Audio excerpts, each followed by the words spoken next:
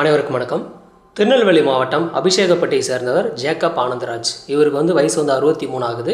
இவர் ஃபேமிலியோட வீட்டில் இருக்கார். இவரோட ஒய்ஃப் பார்த்தீங்கன்னா ரொம்ப வருஷத்துக்கு முன்னாடியே இறந்து போயிட்டாங்க. இவருக்கு ஒரு பொண்ணு இருக்காங்க. பொண்ணோட பேர் ஜான்சி. இந்த பொண்ணுக்கு மேரேஜ் ஆகி 13 வயசில் ஒரு பெண் குழந்தையும் இருக்காங்க. இந்த ஜேக்கப் ஆனந்தராஜ் என்ன பண்ணுறாருன்னா ரியல் எஸ்டேட் அதிபராக இருக்கார். ஆனால் அது மட்டும் இல்லாமல் பில்டிங் கான்ட்ராக்ட் வேலையும் பார்த்துட்ருக்காரு. இந்த ஃபேமிலி ஒரு நல்ல ஒரு வசதியான ஃபேமிலி தான். நவம்பர் 22, 2022 அன்றைக்கி இந்த ஜேக்கப் ஆனந்தராஜ் என்ன பண்ணுறாருன்னா தன்னோட பேத்தியை ஸ்கூல்லேருந்து கூட்டிகிட்டு வரேன் அப்படின்னு சொல்லிட்டு கார் எடுத்துகிட்டு கிளம்பி போகிறாரு. தன்னோட பொண்ணுக்கிட்ட சொல்லிட்டு தான் போகிறாரு. இது மாதிரி போயிட்டு நான் பேத்தியை கூட்டிகிட்டு வரமான்னு சொல்லிட்டு கிளம்புறாரு. போன நபர் ஈவினிங் டைம் ஆகுது. ஆனால் ரிட்டன் வீட்டுக்கு வரவே இல்லை. ஸோ இந்த மாதிரி டைம் ஆகிக்கிட்டே இருக்குது. ஆனால் அவங்க பொண்ணு வந்துட்டாங்க. ஜான்சியோட பொண்ணு வீட்டுக்கு வந்துட்டாங்க. இவர் வரவே இல்லை. ஸோ இவங்க கால் பண்ணி பார்க்குறாங்க. ஃபோன் சுவிட்ச் ஆஃபில் இருக்குது. ஸோ ஸ்கூலுக்கும் கால் பண்ணி பார்க்குறாங்க. அங்கேயும் கேட்டால் இவர் வரவே இல்லைன்னு சொல்லி தான் எல்லாருமே சொல்கிறாங்க. ஸோ தன்னோட பொண்ணு கேட்கும்போது அவங்களும் சொல்கிறது என்னை கூப்பிட தாத்தா வரவே இல்லைன்னு சொல்லி தான் இந்த பொண்ணும் சொல்லிட்டு இருக்காங்க. ஸோ இவர் எங்கே தான் போயிருக்காருன்னு சொல்லிட்டு இந்த பொண்ணுக்கு தெரியவே இல்லை. அவங்க அப்பாவோட சொந்தக்காரங்க ஃப்ரெண்ட்ஸுன்னு சொல்லிட்டு எல்லாருக்கும் கால் பண்ணி கேட்குறாங்க. கால் பண்ணி கேட்டால் யாரை கேட்டாலும் இங்கே வரல அப்படின்னு சொல்லி தான் எல்லாருமே சொல்லிட்டு இருக்காங்க. ஸோ கொஞ்சம் நேரம் கழித்து என்ன பண்ணுறாங்கனாக்கா இதுக்கு மேலேயும் டைம் வேஸ்ட் பண்ணக்கூடாதுன்னு சொல்லிட்டு போயிட்டு டக்குன்னு போய் போலீஸ் ஸ்டேஷனில் போய்ட்டு கம்ப்ளைண்ட் பண்ணுறாங்க. எங்கள் அப்பா காலையில் ஸ்கூலுக்கு போனவர் ரிட்டன் வரவே இல்லைன்னு சொல்லிட்டு ஒரு மிஸ்ஸிங் கம்ப்ளைண்ட்டை கொடுக்குறாங்க. இந்த ஜான்சிக்கு ஒரு மர்ம கால் வருது. யாருக்கிட்ட இருந்துன்னா அவங்க அப்பாவோட நம்பர்லேருந்தே கால் வருது. என்ன சொல்லியிருக்காங்க கால் பண்ணினா, ஒரு 10 லட்ச ரூபா பணம் எங்களுக்கு நீ கொடுக்கணும், கொடுக்கல அப்படின்னா உங்கள் அப்பா கொன்றுவோன்னு சொல்லி மிரட்டியிருக்காங்க. சொல்லிவிட்டு ஃபோனை சுவிட்ச் ஆஃப் பண்ணிட்டாங்க. ஸோ இதை கேட்ட ஜான்சி என்ன பண்ணுறாங்கன்னா நேராக போலீஸுக்கு கால் பண்ணி இன்ஃபார்ம் பண்ணுறாங்க. எங்கள் அப்பாவோட நம்பர்லேருந்து கால் எனக்கு வந்துச்சு சார், வந்துட்டு இது மாதிரி பணம் கேட்டு என்னை மிரட்டியிருக்காங்கன்னு சொல்லிட்டு விஷயத்தை போலீஸ்கிட்ட சொல்கிறாங்க. போலீஸ் உடனடியாக அந்த கால் எங்கேருந்து வந்துச்சுன்னு சொல்லிட்டு ட்ரேஸ் பண்ணி பார்க்கும்போது மதுரையிலேருந்து கால் வந்திருக்கு. திரும்ப மொபைல் சுவிட்ச் ஆஃபில் இருந்துகிட்ருக்கு.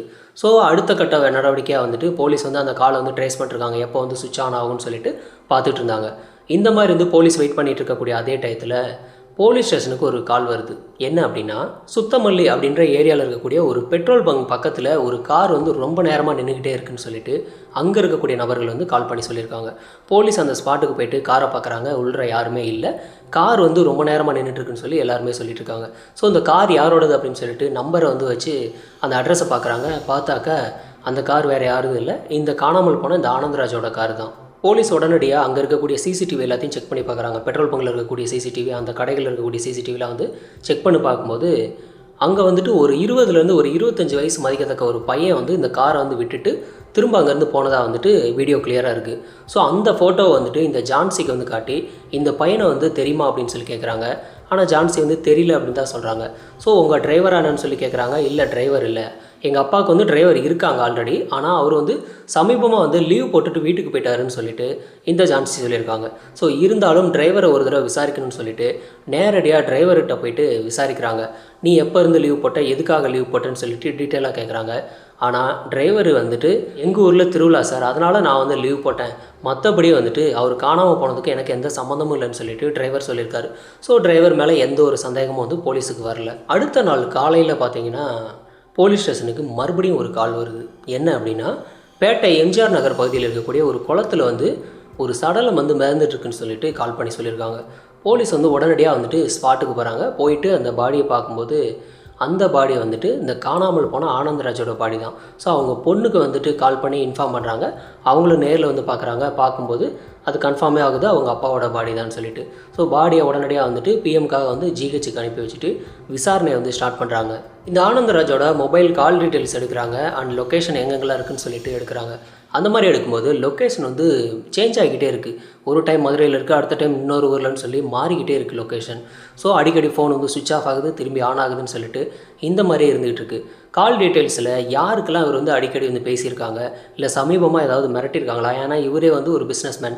ஸோ பிஸ்னஸ் எதிரிகள் யாராவது இருக்காங்களான்னு சொல்லி இவங்க ஃபேமிலியிலையும் விசாரிச்சுட்டு இந்த மாதிரி கால் டீட்டெயில்ஸ் எடுத்து பார்க்கும்போது ஒரு விஷயம் தெளிவாக தெரியுது.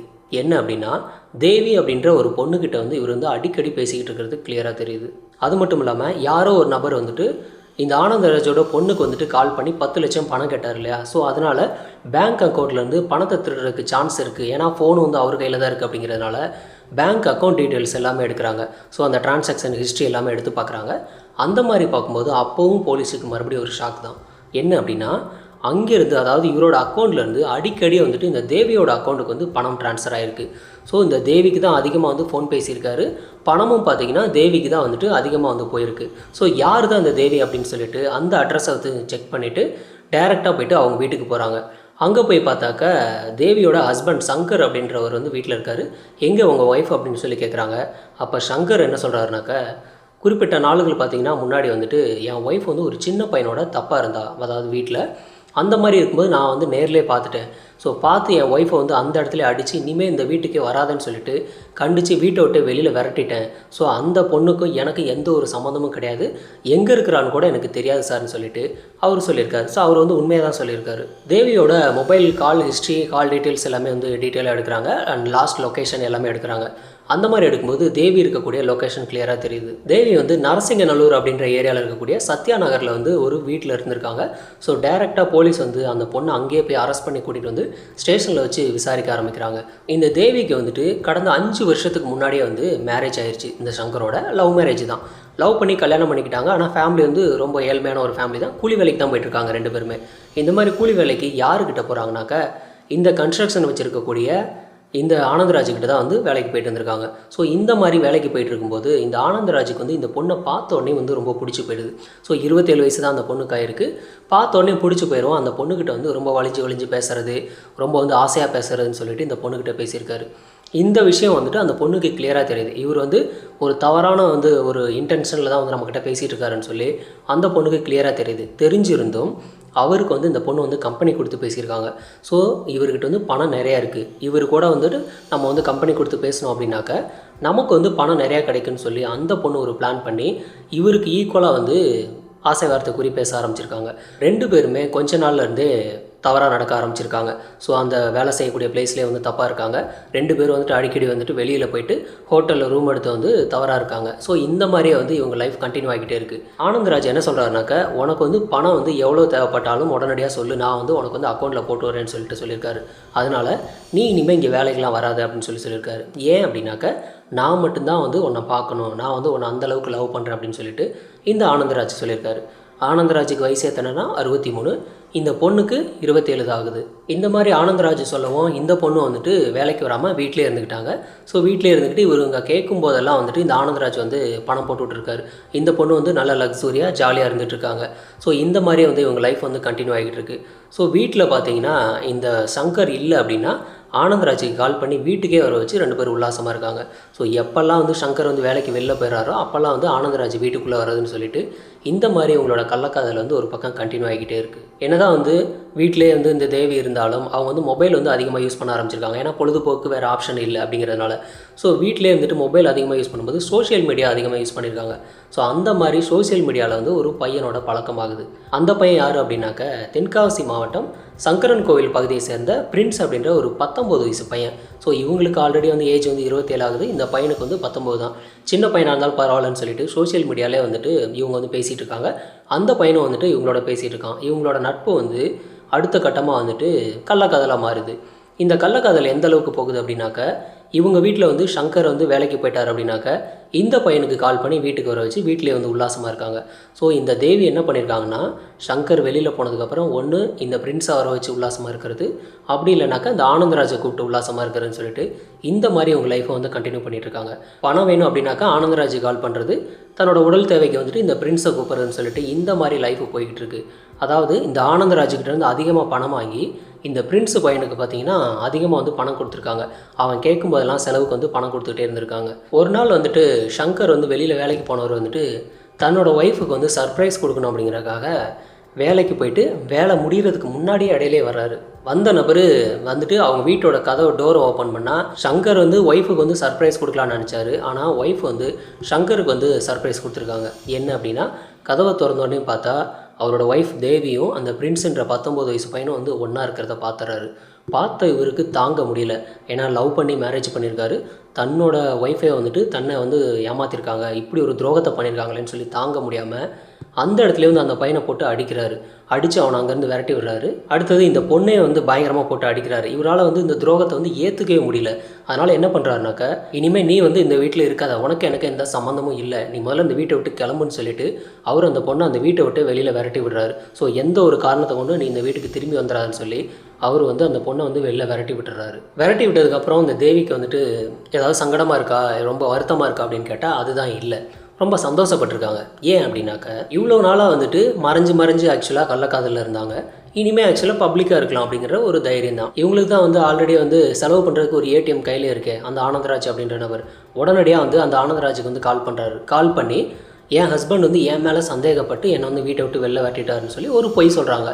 இந்த மாதிரி சொல்லி எனக்கு வந்து தங்குறதுக்கு ஒரு வீடு வேணும்னு சொல்லி இவர்கிட்ட கேட்குறாங்க. அவரும் வந்துட்டு இந்த நரசிங்கநல்லூரில் இருக்கக்கூடிய இந்த சத்யா நகர் அப்படின்ற ஏரியாவில் வந்துட்டு ஒரு வீடை வந்து வாடகைக்கு எடுத்து இந்த பொண்ணை வந்து தங்க வைக்கிறாரு.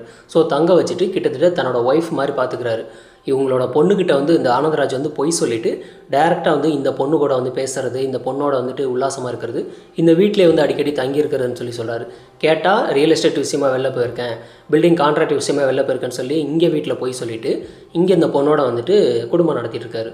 ஆனால் இந்த ஆனந்தராஜுக்கு தெரியாத ஒரு விஷயம் என்ன அப்படின்னா, இந்த பொண்ணு வந்து இவர் கூட மட்டும்தான் இருக்காங்களா அப்படின்னு கேட்டால் அதுதான் இல்லை. அதுக்கு பதிலாக இந்த பிரின்ஸோட பழகிட்டு இருக்காங்களே அந்த பையனை இந்த வீட்டுக்கு வர வைக்கிறாங்க. இந்த ஆனந்தராஜ் எப்பெல்லாம் இல்லையோ அப்போல்லாம் வந்து இந்த பையனை கூட்டிகிட்டு வந்து ஒன்றா உல்லாசமாக இருக்காங்க.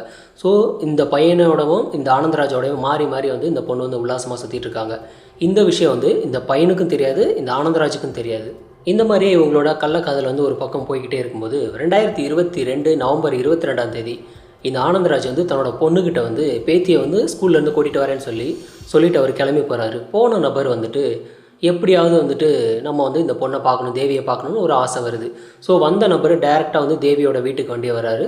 இங்கே வந்துட்டு கதவை வந்து தட்டுறாரு. கதவை தட்டுறதை வந்து இந்த ஆனந்தராஜன் சொல்லிட்டு இந்த பொண்ணுக்கு வந்து கிளியராக தெரியுது. ஸோ தெரிஞ்ச உடனே என்ன பண்ணுறாங்கன்னா, நீ வந்து கட்டிலுக்கு அடியில் போயிடுன்னு சொல்லிட்டு பிரின்ஸை வந்து மறைச்சி வைக்கிறாங்க. பெட்டுக்கு அடியில் மறைச்சி வச்சுட்டு டோர் வந்து ஓப்பன் பண்ணுறாங்க. ஓப்பன் பண்ணும்போது ஒரு பதட்டம் என்ன அப்படின்னா, ஆல்ரெடி அவன் உள்ளே இருக்கான், ஸோ தெரிஞ்சால் மாட்டிக்குவோன்னு சொல்லிட்டு ஒரு மூஞ்சியில் வந்து ஒரு பதட்டம் தெரியுது, பயமும் இருக்குது.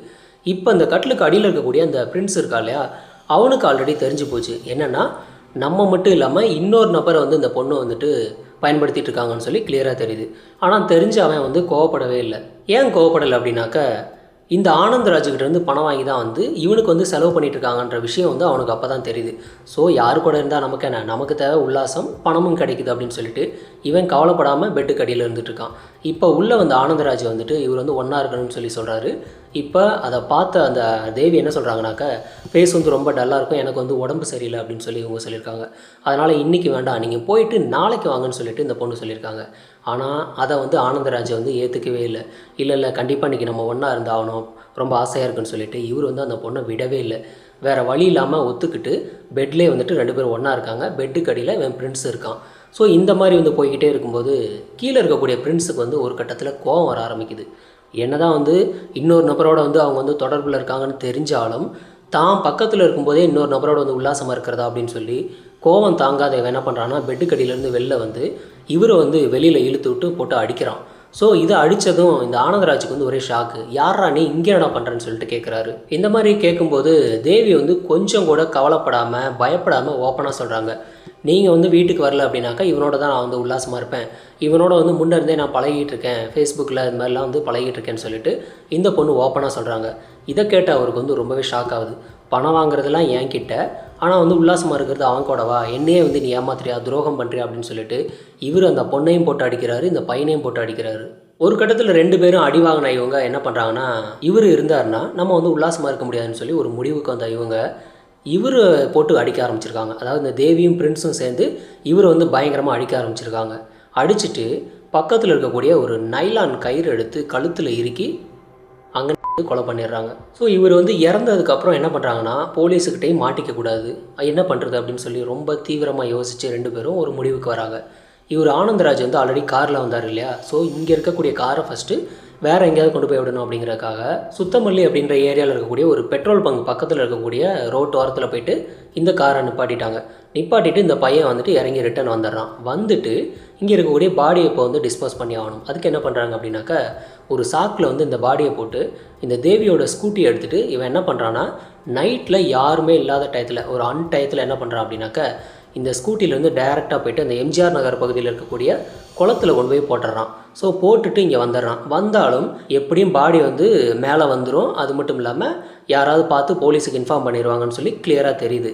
ஸோ அப்படி இருந்தாலும் நம்ம வந்து போலீஸ்கிட்ட மாட்டிக்கக்கூடாது. அதுக்கு என்ன பண்ணுறது அப்படின்னு சொல்லி யோசித்து ரொம்ப புத்திசாலித்தனமாக யோசித்து போலீஸுக்கே வந்து தண்ணி காட்டியிருக்கான். என்ன பண்ணியிருக்கான் அப்படின்னாக்கா, அவரோட மொபைல் எடுத்துக்கிட்டான். மொபைல் எடுத்துகிட்டு டேரெக்டாக கிளம்பி மதுரைக்கு போகிறான். மதுரைக்கு போய்ட்டு அங்கேயே வந்து ரவுண்ட் அடிச்சிட்டு இருக்கான். அங்கே போய்ட்டு மொபைல் வந்து சுவிட்ச் ஆன் பண்ணுறான். சுவிட்ச் ஆன் பண்ணிவிட்டு அங்கேருந்து அவரோட பொண்ணுக்கு வந்து கால் பண்ணுறான், ஜான்சிக்கு.